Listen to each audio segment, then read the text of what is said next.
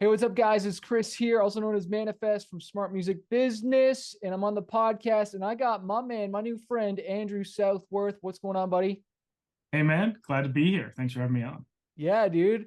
I've been creeping on your YouTube channel, watching all your music marketing stuff, and just love what you've been doing, man. And as we were saying, I think we have a lot of different students and stuff that we both work with, which is awesome. And we're leading by example by collaborating and not looking at each other as competitors, right? Yeah, absolutely. Yeah, it's pretty funny. I do a lot of consulting and you have your various programs, and it's funny like seeing how many people I'll talk to. They'll be like, "Oh yeah, I did these calls with Manifest, or I was in this course with Manifest." And it's cool because like we're both artists as Yeah, well, which is surprisingly rare in this kind of music marketing niche, that most people doing it aren't actually artists. yeah. Yeah, no, absolutely, man. And why don't you quickly share like how you went from like your story from, getting into music and then transitioning into also doing the marketing and helping other artists. I'd love to hear that. Yeah, so I'll give like a 30,000 foot view, not taking you through my whole life story, but I Yeah. started doing music when I was like 12, and then I started, just playing in rock bands, yada yada yada, the normal kind of teenage stuff. And then around 18, I started getting into recording, which was my metal band at the time. Yeah. And once I started doing recording, I realized that's what I loved most, was like just writing and recording. I didn't really enjoy the playing shows as Mm, much, which I used to do as a kid. okay. So I was going to go to school for music at Berkeley, get accepted, too much money, ended up going for engineering instead, mechanical engineering, got my master's in that. And then after I finished my master's degree, it's like, I want to kind of try this whole music thing a little more seriously. Yeah. Not like give up everything and do it, but like now that I had a good paying job and I was done with school, try to like put Mm, a lot of time and money behind testing things out. So I was tinkering with music marketing throughout 2019, just trying anything I could find and failing a lot, wasting a ton of money. I think I spent like 5 grand in playlist promo that year. oh, Got a lot wow. of streams, but gained like no followers or saves or Yeah. playlist ads or anything that like would give a long-term fan. Yeah. And I had my YouTube channel at the same time. And in the past, I did screaming lessons, like metal vocal lessons. That was my niche. And then I went to music production. And then around the same time, I was learning about music marketing for myself. I started just talking about it in videos, and people started digging it. And I was like that consumed. I kind of go through phases where I'm like super obsessed with things. Yeah. Yeah. Yeah. And so I was like, I'm super obsessed with this. People seem to like it. Let me just like embrace that and just make my whole channel just that. Mm, And that's kind of been the last 3 or so years of my channel.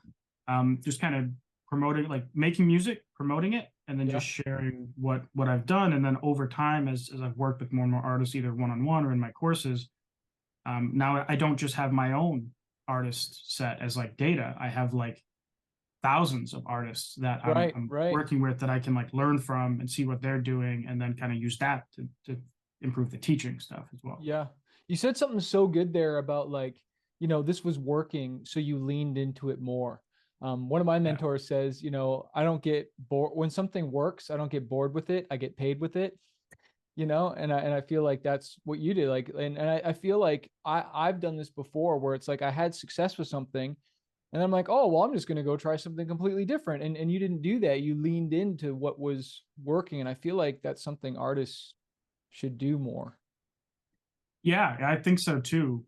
Because a lot of artists like doing a lot of different things, and then you don't want to flip flop and go from like hip hop to progressive metal or something. Yeah. But if there's a lot of artists who like, they like making hip hop, they like making R&B, they like making pop, and they can do all three of those. It's just kind of which one they do. And if an artist makes a song that's in a certain direction that really resonates, like it has a really good Discover Weekly push, it gets on an editorial, the ad campaign goes really well, it's worth, don't sacrifice your entire artistic vision for it. But Right. if you also love this other thing you just tried, it's like, just double down on Yeah. it. Yeah. It comes down to like, do you want success or do you just want to just do whatever you want? Okay, go do whatever you want as a hobby. That's fine. But if you're saying you Yeah. want success, then freaking lean into it. Like, and it's funny you said hip hop and progressive metal because that's what I kind of I started in hip hop and then I just the rock came out of me because of Yeah. skateboarding. And then that's what took off. And so I leaned into that. and that's what worked. You know, sometimes I still get the odd squirrel effect, but you know, I like to really stay focused. You said something else as well, that you paid for all these streams and playlist promotions, and you didn't get any saves and follows. And so let's dive into that, and like why that is first bad, and kind of talk about that a little bit more, because a successful real campaign, if you do a real Spotify promotion campaign that I know you do a lot for artists and stuff and help them, there should be signs of success. Yeah. Yeah. So I mean that's the kind of age old thing with playlisting is it's probably the cheapest form when it comes to stream per dollar in the short run, because you can get on a playlist for fairly cheap, or a bunch of playlists fairly cheap, and you get like a burst of streams for 4 weeks, and then after the 4 weeks you're removed from all those playlists, Yeah. and you're pretty much like, in terms of monthly listeners, you're literally back to where you started, or you've lost 99% of those monthly listeners.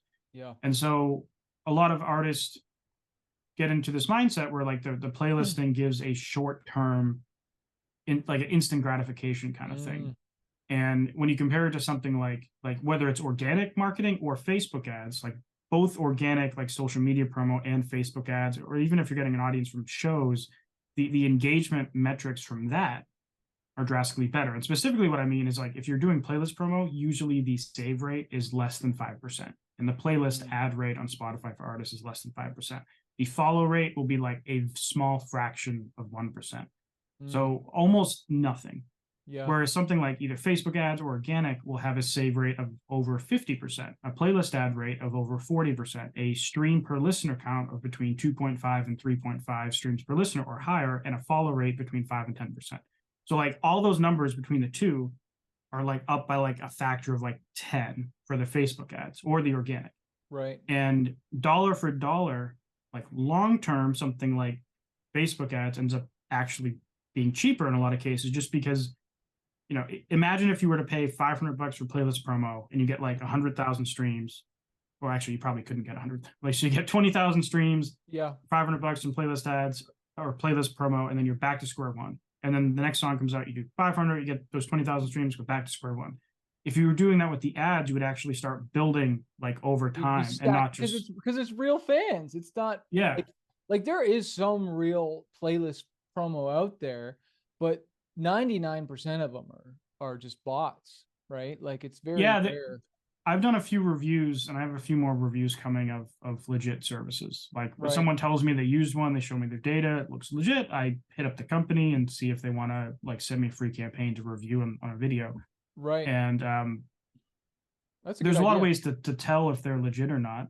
Yep. Using tools like Chartmetric or Artist.tools or Spot on Track or whatever. And there's a lot of good companies out there who have organic playlists or playlists that are promoted with ads. And either way, they're legit, they're real humans. Or even listening to the songs on the playlist. Are they in your freaking genre? Yeah. Do you recognize any of the artists? And are they crap? You know what I mean? Yeah. Like, let's just be honest. Like, does that person belong in there? And it's like, come on. Like, there's a lot of tell signs. I remember one time, I wanted to get on a Spotify. I was doing a promotion, and they showed me the playlist, but then when it came to do it, he was saying, no, you're gonna get added to this other playlist. And I went and checked it out. I was like, no, dude, like, refund my money or keep the money. I don't care. Just don't put my song on that. Yeah. I don't want to jack up my data. I don't want fake streams, you know? Yeah, playlist promo has its place in a well-rounded music marketing strategy. But the thing is, in my opinion, it at the very most should make up like 10% of the streams at most. Yeah. Like I mostly have like 99% of my results are coming from Facebook ads. And then like I might do a little bit of Submit Hub, pitch to some relevant curators, and so, but my opinion, like if someone wants to do playlisting, because it does have its place, if you're doing like, let's say you have $2,000 to spend on a song for marketing, my advice would be like 1,800 Facebook ads, 200 playlisting, if you're going to do the playlisting at all. But don't do the playlisting from day one. The playlisting, as you said, is really bad data. Yeah. Like it's not going to help Spotify figure out who actually likes your song. So if you Yeah. wait until you start getting some algorithmic traction, so you get a release radar algorithmic boost, you're seeing your song doing better on radio, you're on Discover Weekly, you know that Spotify now understands algorithmically who that song is for. And then you drop in that little bit of playlisting just to boost it up a little bit. And then you have But data coming from different places then too, right? Like, yeah, and then you can see.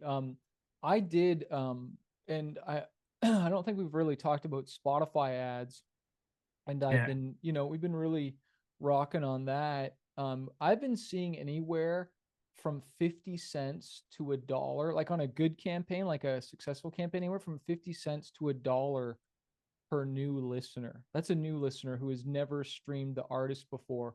What did you say what it was on Facebook approximately? You spit a bunch of it numbers. depends on the countries for the Right. cost per Well, let's new say listener. let's definitely say USA, Canada, like the top five, and then let's talk about Yeah. international next. So in like in a really banging campaign, I've had campaigns where the USA is like 20 cents or like 15 Boom. cents. Like that's pretty rare that the US will get be that good. Like I would Yeah. say an average good campaign, US, Canada, UK, Australia, might be like 40 to 50 cents. So, Okay. and then, but Okay. like most campaigns will be kind of mediocre, Right. especially in those expensive countries. So it might be like 50, 60, 70. Yeah. Yeah. Yeah. And for those of you watching, like the reason why ads are more in the United States is there's just more competition. There's more people trying to buy that attention. So it's just it drives it Yeah. up like an auction, right? Um, Exactly. Yeah. I mean, if you think about a company selling a product for $100, and it's like, are you going to go to the poorest countries on earth to sell that product? No, mm, and it is what it is. And some people get a little, a little triggered, when I say like, what is a tier one country, a tier two country? right. And it's nothing about the people in the country. It's just about like the average spending power across that country. And the highest spending power will generally correlate to a higher average cost per result, whatever it is. Yeah. And this is the thing, like I got lots of fans in Brazil. I have, especially on YouTube and stuff. Spotify is a little bit whatever, but like I never run ads there. I'm on my 7th Kickstarter right now, and I have never had somebody support it from Brazil or India or Turkey. Um, and Mexico, I had to turn off Mexico in my Shopify store because I got so many fraudulent orders. Um, and I'm literally looking at a student who started to work with me just recently, and his top 4 countries are Brazil, Mexico, Turkey, India, and then the United States is number 5th. And I said, by the time you're done working with me, you better be, that's going to be flipped. Um, but I do think there is a place to learn ads, to get the streams up, maybe for social proof. There is a place for it. What's your thoughts on all that? Like, I'm honestly Yeah. not a big fan of those markets. Sure, if you want to figure out your ads, but like at the end of the Yeah. day, are those people even going to really buy you? And like the royalties from Spotify, those are not going to be the same as the royalties from the US. Right. So my general strategy is typically to include what I call tier one, tier two countries. So Right. tier one would be like, I'll just kind of read a couple off I literally have a list I just pulled up. So like US, Canada, UK, Ireland, Japan, Netherlands, Sweden, like yada, yada, yada. And then tier two would be Mexico, Brazil, Portugal, Italy, Poland, Malta, Latvia, Iceland. And it's, my list is my personal list. So everyone might have a different list of what they call tier two. And then I have a don't use list, which includes like India, Colombia, Guatemala, Honduras, Philippines, Dominican Republic. So that's just like Yeah. flat out don't use these. And then Yeah. there's some countries in the middle that I call Yeah. tier three. But my strategy is to use tier one, tier two, which will result in you getting a lot of Mexico and Brazil. And for Spotify, my goal with that is to get as many streams as possible to get those algorithmic playlists happening. Mm-hmm. Mm-hmm. Because very And what are the often, algorithmic playlists so people know to look for? yeah, so if your song's new in the first 4 weeks, you can be on release radar. By Mm-hmm. default, you'll be on release radar for everyone that follows you. But if you do good in that first like 14, 21-day period, you'll get a algorithmic release radar spike, which can be a couple hundred extra streams or like 5,000 extra streams or more. That's like radio, your daily mix, Discover Weekly, etc. Specifically, that one's just release radar. that Release radar. algorithmic one. But then you have Discover Weekly, and then your daily mix and radio, like you said. And Discover Weekly is usually the huge like I've seen people get like 20,000 stream a day spikes from Discover Weekly, and it can last for like months or years Yeah. on Discover Weekly. And so those are kind of the goals when I run a campaign, is to get those algorithmic playlists happening. And what I've noticed is that even if I have a campaign where most of my ad spend ends up being in Mexico and Brazil because it's the cheapest, the algorithmic spike very often ends up being in the United States, which is how the United States is actually my #1 country on Spotify. Interesting. So you're saying that you can target Mexico and trigger the United States. Yeah, yeah. And sometimes it's not the US. Almost Yeah. every time for me it has been. And then Right. other times it's been the UK or Germany. But And it's what are like, you seeing like a budget? I'm curious. I've seen and I obviously it depends on how good the ad campaign is and how good the ad and how good the song is. This is assuming, guys, your music is good. Okay, not even good, great. All right. Some yeah, of you should not be marketing at all. You need to get back in the studio, bro, girl. Anyways, what are you seeing potentially like just say the music's ready, the song is ready.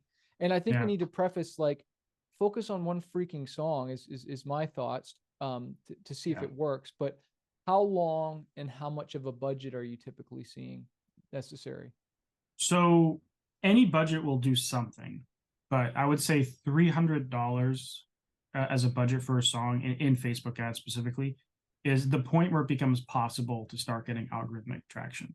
Okay. So if you're doing $100 budget, like, yes, I have a video on my channel where I spent $100 and the song got like 30,000 streams because of Discover Weekly, but Right. that's like super rare. Like Right. $300 is when, like, if you have a banging campaign, now it's possible to get that. And then like it's kind of like the higher from there. If you're spending 600, it's like, okay, your campaign doesn't have to be quite as good Right. to trigger. And if you have 1,000, it's like now it can be, you have a little more leeway where you can trigger a bigger push. And what's the And time frame? I usually do about 4 to 6 weeks Yep. budget depending. So if there's like a $5,000 budget, I'll make it like 6 to 8 weeks. Cool. And if there's like a $300 budget, you might want to make it like 3 weeks. Yeah. Yeah. Yeah. I've seen people like we typically say 500, but like 3 to 5, especially if you're running it. Like and you're setting it up for someone. There's so much like it's just wild, like some of the and I'm sure you've seen it. Maybe we should talk about this. It's like artists go and run ads, and it's like, dude, like come on, like that's the thumbnail. Yeah. Where are they sending them? And maybe why don't we maybe share some of the common mistakes you see with artist ads besides why don't you just share some of that Yeah, I stuff? mean, on the creative front, the biggest like offense I'll ever see is they literally have their video has no motion. It's just like a picture of their artwork with audio Yeah. on it. And this is social media, right? You're using a video. And if someone's scrolling and they see a picture, what looks like a picture with audio on it, one, they might not even know it's a video, so they might not turn Yeah. their sound on. Yeah. And two, like, unless your artwork is freaking amazing, like, Yeah. what reason would someone actually pay attention? And so, first thing is like, don't do that. Use a real video. Like, at a very basic, make the video animated in some way so it stands out. But Yeah. ideally, in most cases, having the artist on screen performing the song, I found is the best approach. Yeah. Not always. There's a bunch of exceptions, but for most For sure. artists, I think that's like the best starting point. Like, if Manifest is running a Facebook ad to promote his new song using Facebook ads, Manifest is going out somewhere cool in public, bringing a microphone and just like lip syncing to his song and acting like a badass, Yep. right? And like Well, the actually, cooler the location. I bought a phone case, a waterproof phone case, and I actually sung the song going down a water slide at our gym, and that got some good clicks. So like that's the kind of thing, and it doesn't have to be so fancy as like you go down a water slide, but like if you can do that, like it's only going to help. Like it can literally be like, I swing out. This is what I do for most of my ads. I just swing out my microphone. I put on like a jacket that looks a little bit more like brand friendly, Right. and then I just lip sync my song, cut it up into chunks, and then that's it. But like, if you can go out in public, like go into like a park with a beautiful sunset behind you at golden hour, Mm-hmm. or go like on the top of a mountain, or go to the beach, or Yeah. ride down a water slide, or whatever. Like those little things will help. In terms of Right. other like offenses I've seen artists do, if your text in your ad is literally just like new song out now, Yeah. or listen to this song by Manifest, it's Yeah. like that's kind of lame too. It should be Right. something like, It's not grabbing me. It's not stopping me and pulling me in. yeah, and even something basic like just using you as an example, like for some of your older stuff, you might write like, rap rock artist, or like you might add a descriptor like uh, aggressive, upbeat rap rock or Yeah. something like that, just to have it be a Yeah. descriptor. But if you can tell a story around it too, Yeah. and say like, this is a song about when I was at the lowest point in my life and how I didn't think I could overcome it. Dot dot Yeah. dot. Yeah. It's like Yeah. there's a lot One of people time, that feel that way. yeah, one time, and I knew this would trigger people, but I put most underrated rock artist. You know Yeah. what I mean? And like kind of call like, and I'm not like a super ego guy, but like even like leading with like, the best rock artist you've never heard of, or the best, you know what I mean? Like, Yeah. um, you know, the That's a the the great art, idea for the text. artist you wish your boyfriend told you about, or your girlfriend, the love song you should have, played it on the first date. I don't know, something just that's different, right? Than the same old typical. Like nobody even knows what a freaking single is. I know I didn't. I remember when I first got into the music industry, I didn't know what a single was. Like it's like Yeah, that's artist terminology. It's not, you know, like unless you're a exactly. super super super fan, right?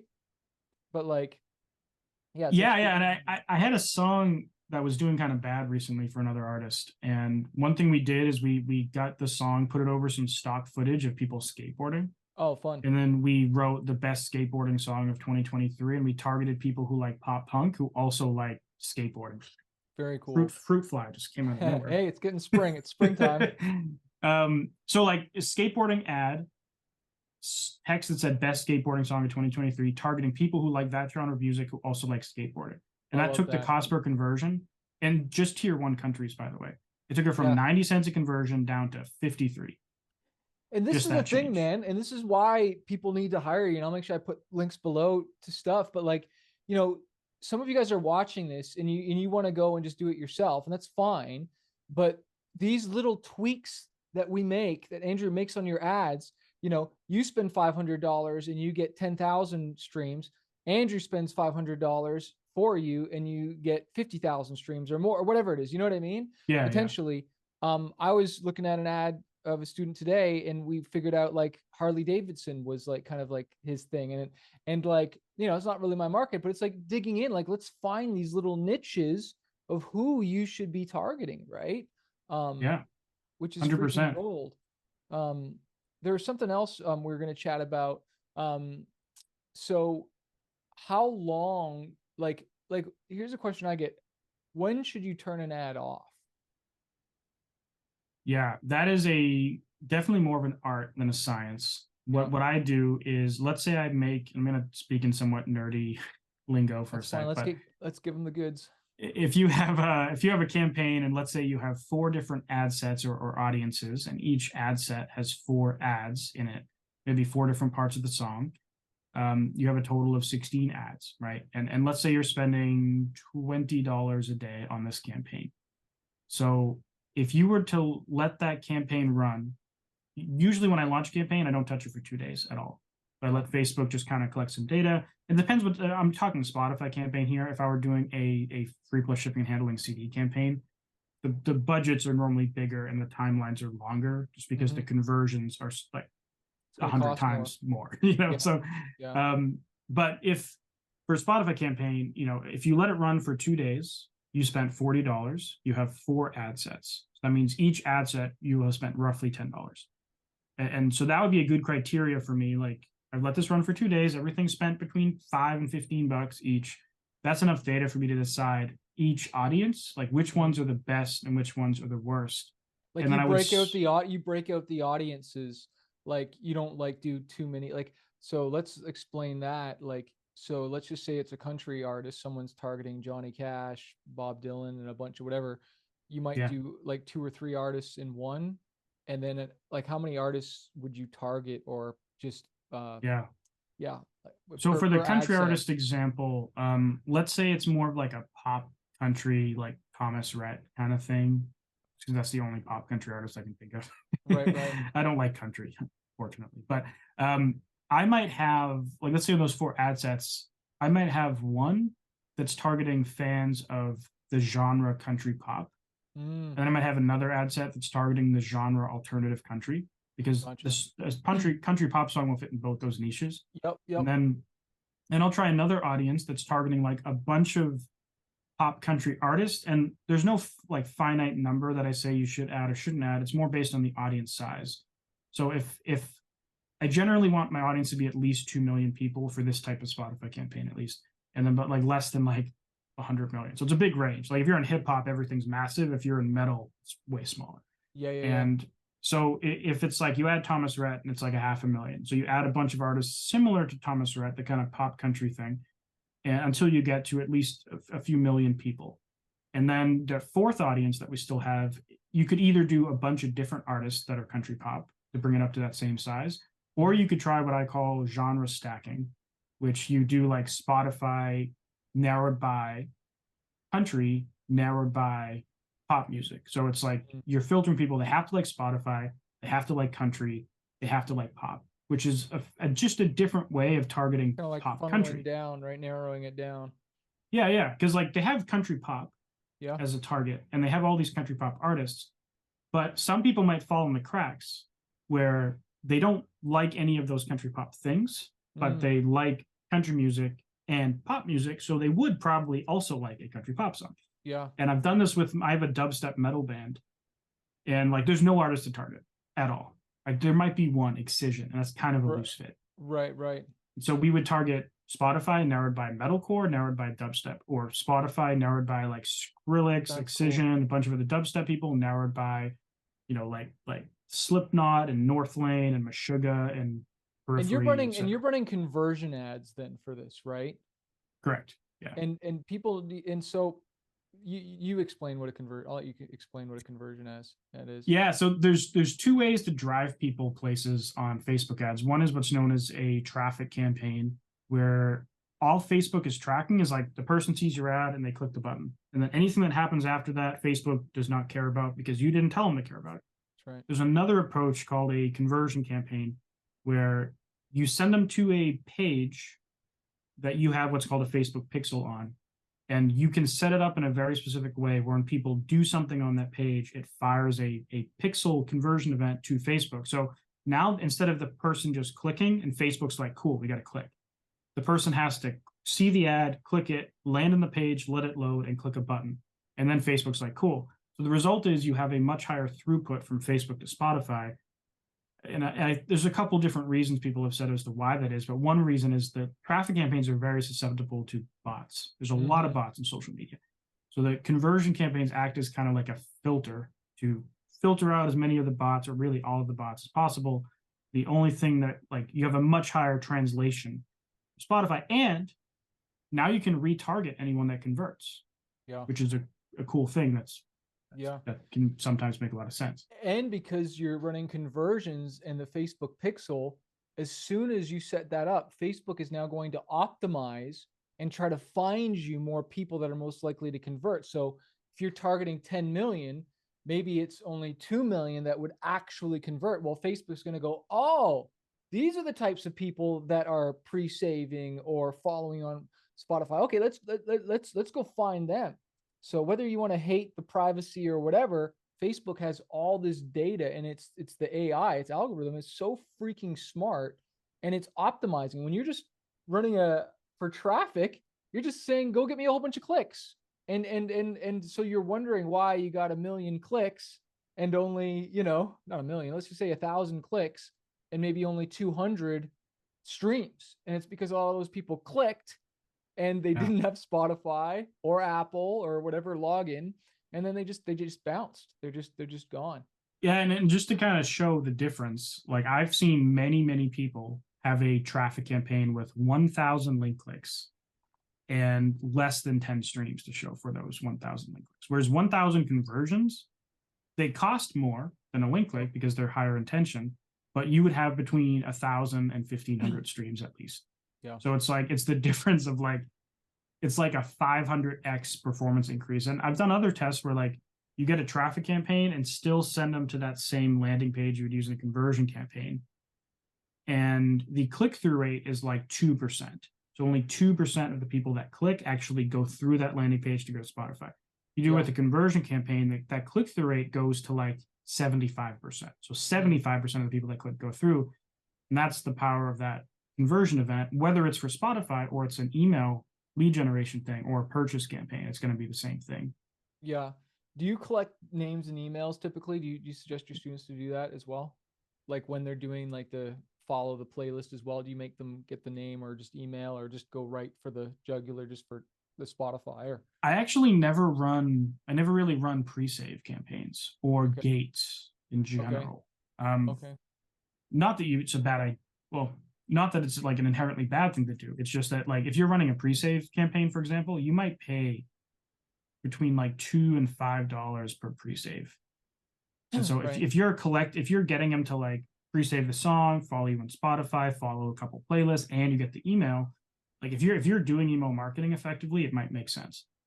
But I would rather just on the Spotify side, just wait till the song comes out because you're gonna get saves. Instead of paying like $3 a save, you might pay like 30 cents a save or something. Right, right. And so are you going right to the playlist then? Is that where you're going to you have them go to? I send people directly to the song. Oh, okay. Interesting. And the reason I do that is when you send someone to a playlist, you get the most amount of streams per listener and you get the most amount of people following the playlist.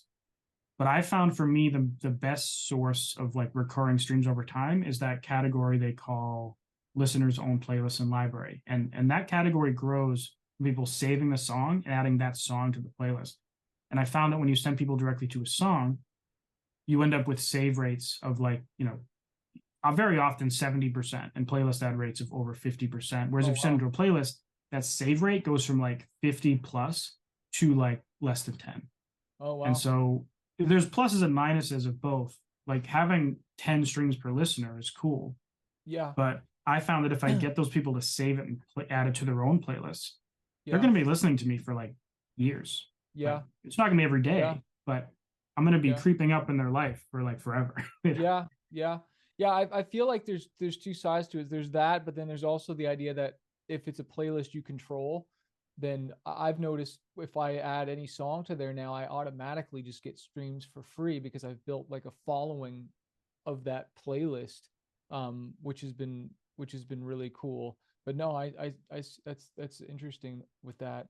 Um, Yeah, uh, I sorry, go. think artists should try all three methods. So like one is send someone to a song, another one is send someone to a playlist, and another one is send them to your profile. So the profile has like its own pluses and minuses. The plus of that, you get the most amount of followers.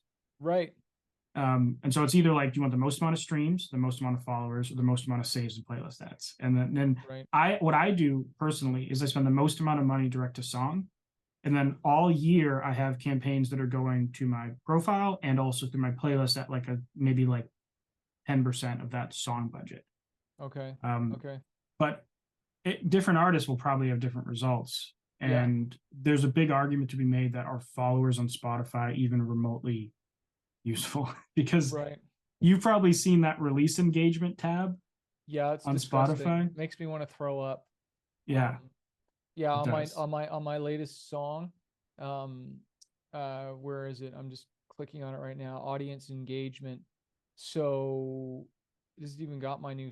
I don't even know if it has my Oh, it's under the release engagement. release engagement. There it is, release engagement. So, out of my 158,000 followers, 6% of them have heard my new song. So only 10,000 out of 158,000. And I tried to run a Spotify marquee to this to retarget them. And Spotify disapproved the ad because they thought the cover was too violent. Because it had some guy like running on it, some like army guy. I'm like, are you freaking? I'm like trying to give you money. And it's I like, didn't even know they could reject things. I've never seen one get yeah, Oh, because it's got a gun. That's like, probably why. give That's me a so freaking stupid. dude. I Yeah. was gonna do $500 for that marquee, and for those of you guys don't know, Spotify marquee ad is basically a retargeting ad on Spotify. So anyone who streamed your music, you can retarget them with like one of those banner ads. They call them a marquee. It pops up, and they're freaking awesome as far as click-throughs. I was chatting with uh, uh, Jesse Cannon, and how it's kind of like sad in a way. Like it's kind of like Facebook now charging us to reach all our fans. That's basically what it is, really. Yeah. And I could get it where they could say, well, those ones aren't really engaged, and if they were really engaged, they look for you. But it's just like sometimes there's lots of artists I've looked through, and I'm not getting a notification or anything that I got the new song. I have to go hunt it Yeah. out. So it's good. It's definitely the best streaming platform, but it's not perfect, right? Like, Yeah, I mean, one thing they could have done instead of marquee is, you know how on YouTube there's subscribe and then there's a right. notification bell. So if I Mm-hmm. want to be notified every time Manifest drops a song, imagine if there was a little notification bell, and it's just a free tool, Yeah. and which I think Spotify said that might be in their like big upcoming like sweep of new changes, Right. which would be really awesome. But like that could have been all Marquee was, and instead they made it this paid retargeting thing, which it's Yeah. great, it works, but Yeah. it is a shame that it wasn't just like a free notification bell, you know. Yeah. Yeah. Um, It's a real bummer. Like, I gotta be honest, I freaking love Spotify, man. I know you do too. And I'd say it's 90% of my income out of all my royalties, which is great, wow. but it's also scary because, if something happens or whatever, I don't like the idea of that amount of money drying up. But for me, I'd say it goes like Spotify, then Apple. Honestly, YouTube is probably next, and then Amazon Prime. People get caught up in like all these other ones, but those are the ones that have been really really big for me. And that's why I Yeah. focused on Spotify. Does that include your physical media, or is the physical media more of a loss leader to get that fan? Yeah, physical media is more of a loss leader for me. Like, I still get checks from distributors every other month. And I'll get off my Shopify store. Like right now, this month will be good on my Shopify. Well, it's not Shopify. I'm using ClickFunnels for my Kickstarter right now, and because I'm doing a big push, that's going to be up, which is great. But typically, unless and this is what artists don't understand. Like, the sales just don't come unless I'm promoting. Like, sure, there's organic, but like, man, if I'm not asking for the sale, it doesn't always just come. Yes, there's the hardcores, but unless I'm like, hey, here's a new shirt, here's an offer, and email my list or Yeah. post about it. Like, I've been doing my Kickstarter the last uh week and a half, 2 week. Well, we will be just over 2 weeks, I think, and we got over 100 orders finally. And man, I was like blood, sweat, and tears, bro. Of like just like reminding people and being creative and reminding, because like, man, people Yeah. aren't just waking up going, hey, I feel like, you know, Yeah, I'll give you a little smart music business manifest exclusive here about a story I have in front of my clients, and I'll keep it anonymous just because oh, try to okay, do that. So there's one artist I worked with for on and off for like 6 months to a year, and they have like 3.5 million monthly listeners, and they're a metal band. nice, And they were doing like 30 grand a month in merch, wow, like not through the label store, that was just their Shopify store. crazy, And but when you looked at what they were doing, like every like couple weeks, they would launch a new, like super badass, exclusive, limited time only merch drop. mm, And so every time they launched it, they would post about it on social media. And it was like every single song that they would release too would have like a customized merch thing where they went off and hired all these designers, made these really awesome clothing designs. And not only that, but when they had a really big like holiday sale, they would run Facebook ads retargeting their audience. And one campaign we ran was like we spent like $2,000 over the course of a weekend. A pretty big daily budget, but it was because it yeah, was like a 4 day sale. And they made a 7x return on ad spend. So they brought in wow, 14 grand wow, in that weekend. I But like believe it, even an artist at that level, it's yeah, not just like sales come. They're right, constantly making new merch. They're using strategies like FOMO for if you're missing out, mm, time restrictions, discount codes, weekend sales, holiday sales. They're running yeah. ads because it doesn't like if they did nothing, they wouldn't be making, you know, over $250,000 a year in merch. You know? Dude, that is so good. And I'm realizing that right now that like, and here's the latest one we're doing is this bullet USB key, which is pretty dope. Nice. I think That we're is gonna have dope. to move away from the USB keys, but these are still they still sell crazy. But it's like coming up with those custom really dope ideas and doing more drops, lesser amounts. Um, and I noticed a buddy of mine, he's more in the hip hop genre, but he was doing just limited edition vinyl and like doing very small amounts. And I just, yeah, that's just good, man. It just encourages me to do, do more, but do less of it and more frequent, right? Um, and obviously you got to have the audience and whatnot, but this is why it's worth investing in the front end. You're growing a freaking business, right? Yeah. Like, and like, and we'll start to wind her down here, but like I know we always talk about minimum, oh, 300 or $500, but like, does anyone really want to spend $500 to grow a successful career? Like, you know what I mean? Yeah. Like, you wouldn't want a label to only spend that on you. So to all the artists out there, why do you only want to spend that on yourself? And you're the CEO of your business, right? Like, Yeah. Yeah. I mean, I know I have a couple of friends who own labels and a bunch of clients who have labels. And at the end of the day, they're just people who are trying to run a profitable business, but also deliver results for their artists.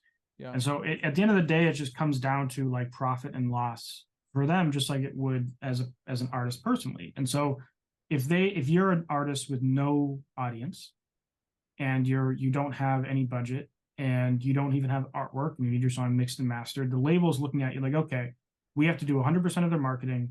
We have to help them with the mix and master. We have to get their artwork made. And so what are they going to offer you? Well, one, they could do all those things for you, but everything a label does for you, they're kind of just like writing it down and noting like how much value do we provide for this artist and how much are we going to recoup later, mm, essentially. And so like one guy I know for a label, like he was saying how like this artist he signed, he did a 70-30 split and they guaranteed a $5,000 marketing spend.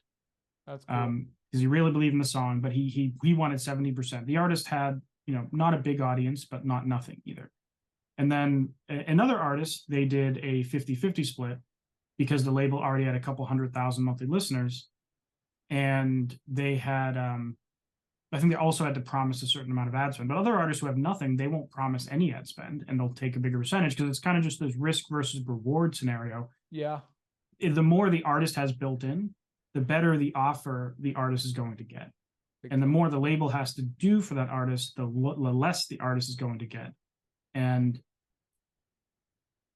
what that basically means is like one, you don't need a label. You can do all of this stuff yourself. But two, if you don't want to do all this stuff yourself, it'd probably be good to kind of build yourself up a bit before approaching a label. Otherwise, you're going to get a worse deal. And Yeah. some deals are one-off songs, and some deals are multi-years or multi-releases, so it gets a little hairy. But Yeah.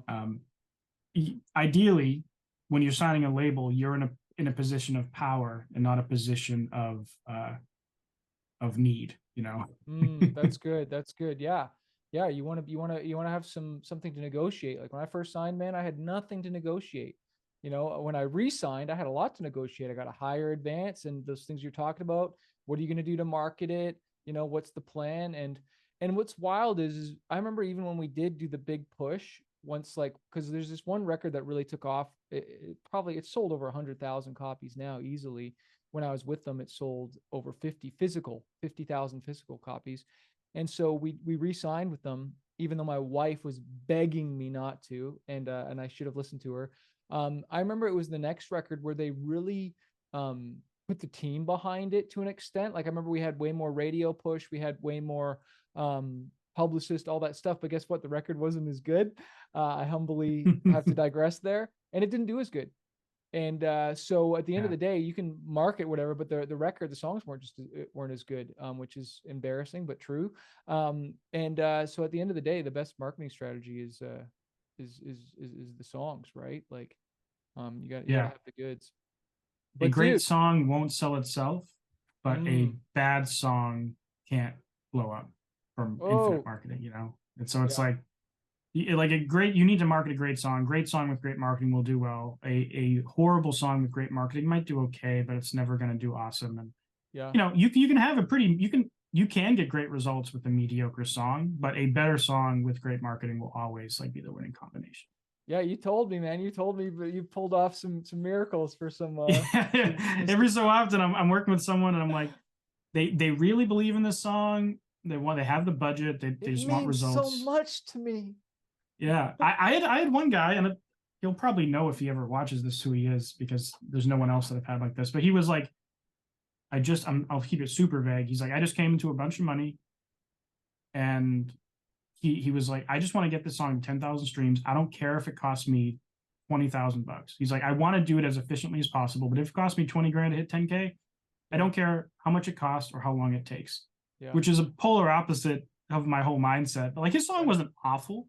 Right. I Right. would say it was good. It Yeah. was fine, you Yeah. know, and it didn't do great, but we hit the result. It didn't cost $10,000 or anything crazy like that. But it cost a couple grand because the ads were like okay and the song was okay, and he knew it. He's like, I know this is not the best song ever, but I don't care. Yeah. This is a dream of mine. I have the money.